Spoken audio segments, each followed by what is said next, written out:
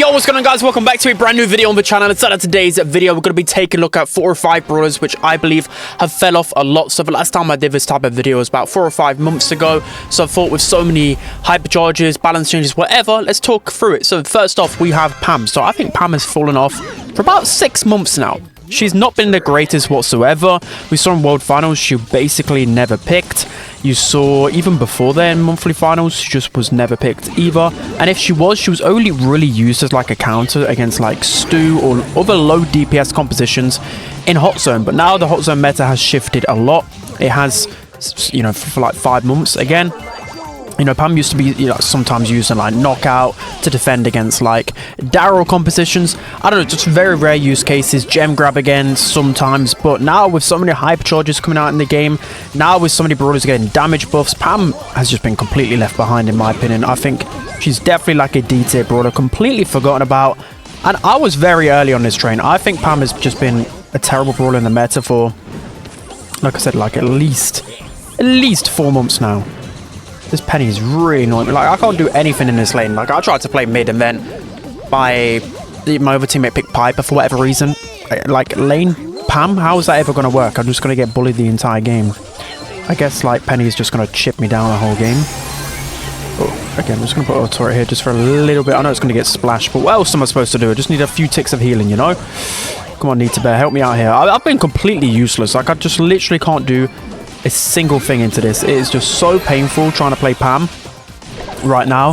She's easily one of the worst brawlers in the game. She just is. But the only thing that she's got going for her is that her turret can provide a lot of healing, but that's just the only thing. And there's so many counters to her in the meta.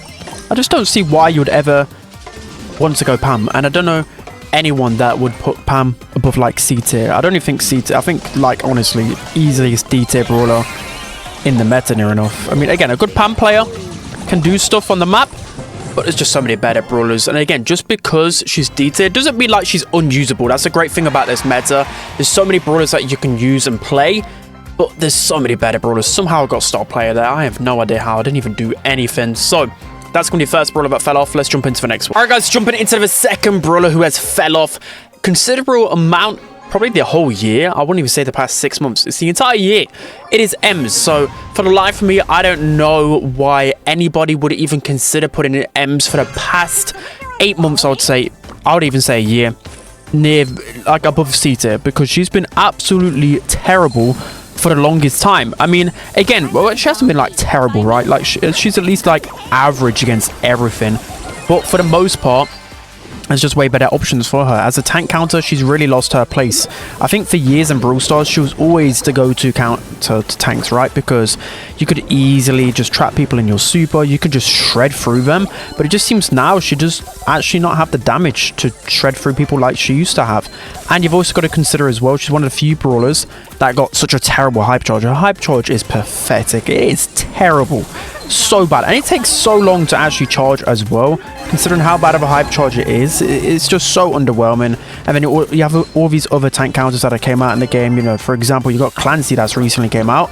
He just absolutely wipes the floor with tanks. So why would you ever want to go Ems? So again, like if you're playing casual ladder, you might think Ems is just a decent brawler. Like you can always just push Ems, but competitively speaking, Ems has not been seen for way over a year. Literally, the only reason you'll use Ems if you're looking to counter maybe like Poco or Poco and Rosa or something like that, Poco and a tank, then she's actually a really good counter, and that's about it. So yeah, Ems has just been absolutely terrible for the longest time. You know, grassy maps, she can be good.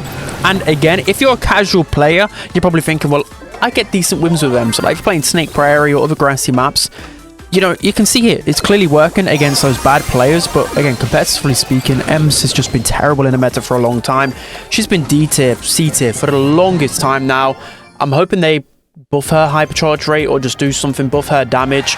Again, like these guys I'm facing are absolutely horrendous. I'm sorry if you're a viewer watching this, but it just goes to show she's a massive noob stomper. But yeah, I think she's just fell off completely this year. Let's hop into another. Okay, so moving on to the next brawler who has fell off probably the most since the last update. Of course, it's because he received a bunch of nerfs in the past and last update. It is Mo. So Mo has definitely fell off the most, I think, from the previous meta. His nerfs were really hard on him in total. Like he received altogether in the past few months. A projectile speed nerf, a reload speed nerf, damage nerf, supercharge nerf, every nerf under the sun, and finally I think it's done something to Mo. So again, I don't know whether it's just because Mo was just so brain dead before. You could just walk up a lane and just spam and just win your lane easily. Now you've got to be a bit more careful. Now he's got a slow reload speed. His projectile's a little bit harder to hit, and his supercharge is definitely not what it used to be. You can see here, like, the old Mo, I swear, you could just spam, like, 3 pieces of ammo and you basically have your super, whilst I still haven't got my super right now. So I thought this was a good opportunity to test out Mo as well myself, because I think he's fell off a lot. I've still not played him a ton, because I kind of forgotten about him since the nerfs. So I still think he's, like, B tier. He's still usable, right? You can still play him in Brawl because he's, like, decent enough into throw. He's got a decent amount of HP. You know, he's going to struggle without his super to begin with, but once he does... Okay, that was just terrible. I keep going for those plays and they're just not working. But as I was saying, like, once he gets his super, he can counter those throwers. He can make those aggressive plays still with his super. But it's just not the brawler that he used to be, which is, you know, poor Mo. But then again, he's one of the most broken brawlers in Brawl Stars history, in my opinion. The way that you could just play Mo, not even think whatsoever about the way you play, the way you aim, who you're going to go in with. Like, you would know pretty much all the time that you're just going to kill that person. It doesn't matter even if you miss a super, because you could go back into your small form and just destroy them with your main attack ammo. So yeah, just a lot of broken things about Mo. Again, I should have auto-aimed that.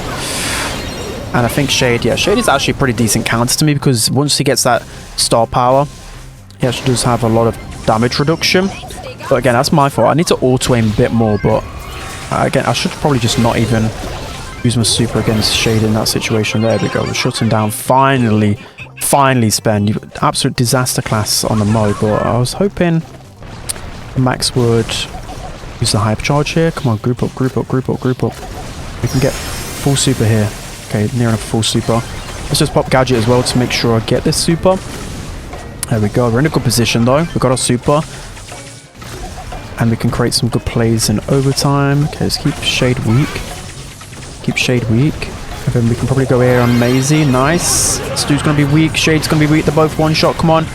Nice. There we go. So again, he's not absolutely terrible, but I think in the draft format, there's always going to be a better option. That's why I think I put him in the C tier. Because again, you'd rather just go a different lane, different situation. I didn't put out a disaster class, but I thought it could have been better. Yeah, Mo definitely has fell off though. I just don't really feel like he's as strong as he was before. Let's jump into the next one. Alright guys, jumping into the last brawler we're going to be talking about in terms of them falling off a lot. Of course, it's going to be Meg. I just think Meg goes through these periods all of the time, which is just crazy to me. Of course, she's a legendary brawler, now receiving 2 reworks in the past couple of years.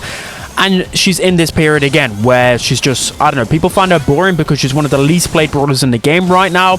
People think she's not even that great in the meta, and I would say she's probably like B, C tier. She used to be, again, when she got reworked, it's just always the theme. She gets reworked, she becomes really strong, and then she gets nerfed, and then she just becomes boring again because she's only fun when her stats are just way too strong.